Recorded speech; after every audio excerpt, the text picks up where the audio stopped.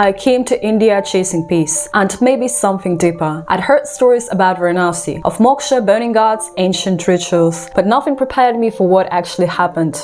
A train ride gone wrong, a near robbery, and a terrifying encounter with Aghori Babas that turned into the most unexpected friendship of my life. This is the story of how Varanasi changed me forever. I boarded the overnight train from Delhi to Varanasi alone. I had done a couple of solo trips before, but this was India, unpredictable, wild, and majestic. My sleeper coach was packed, the fans buzzed overhead, and the air smelled like dust, steel, and spicy snacks. I kept my backpack close. Around midnight, I woke up to a weird sound. Half asleep, I looked down and saw a hand reaching towards my bag. A guy was close next to my seat, pretending to look for something. My heart dropped. I froze. For a second, I thought I imagined it, but then he looked up and smiled. Not friendly, creepy. I shouted loudly. The man vanished down the corridor. A few fellow passengers stared, but didn't say much, just strolled over and went back to sleep.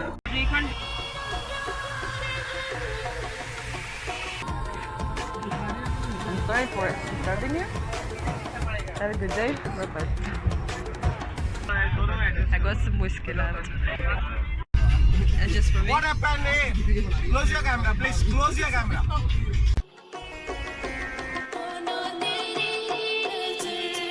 Welcome to India. When I arrived to Varanasi, the city felt like another planet. It was alive in a way I'd never seen before. Life and death danced openly here. Bodies were burnt in the open. Cabs walked the alleys like they owned them. Holy men stared right through me, pretending they could read my thoughts. Real sadhus, fake babas, children playing baseball, and annoying men selling boating services shouted loudly every 2 meters. And then I saw them. A group of Aghoris sitting on the ghats, ash-smeared skin, dreadlocks, skulls in their laps. One of them made eye contact.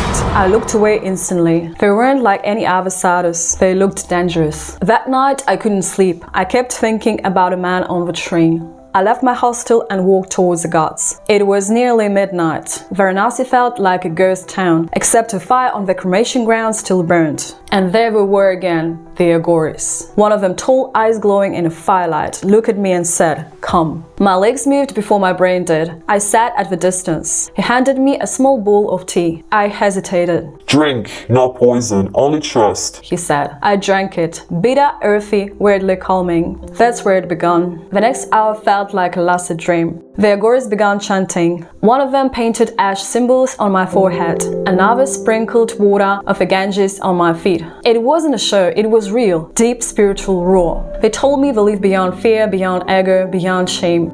That they meditate in cremation grounds to understand death. "You came here to escape your world," one of them said, "but we live in the one everyone runs from." I asked them why they welcomed me. The elder Aghori smiled. "Because death followed you to Varanasi. We saw it on the train." My heart skipped. They knew about the robbery, somehow without me telling them. "We protect who listens," he said. "You listened." Over the next few days, I visited them again. During daylight, they looked less terrifying. Still intense, but human. They showed me how to meditate, how to sit still by burning pyres without fear. They taught me to accept impermanence. We laughed sometimes. One of them, called Bhairav, called me a snow girl. They asked for nothing, just presence. When I finally left, Bhairav pressed something into my palm. A tiny Rudraksha ball. "Protection," he said. "I still have it." I came to Varanasi to find peace, but I almost lost my trust in a world on a crowded train. But in the most unlikely of places, I found a tribe of feared mystics who turned out to be my protectors. Varanasi didn't give me peace, it gave me truth. And sometimes that's way more powerful. If you liked this story, hit that like button and subscribe for more real travel tales from the edge. And tell me in the comments, would you have trusted the Aghoris all around the other way or elsewhere?